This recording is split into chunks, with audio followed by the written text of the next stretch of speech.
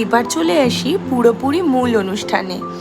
এই সরাগুলোতে সিঁদুর দিয়ে 5 ফল দিয়ে সমস্ত কিছুকে বাঁধা হবে। আর দেখো আমার জন্য সমস্ত রকম মিষ্টি, পায়েস সমস্ত কিছু রেডি করা হয়েছিল, আর আমিও একদম ঠিকঠাক হয়ে বসে গিয়েছিলাম এই রিচুয়ালগুলোকে একদম ঠিকঠাক মতন পালন করতে।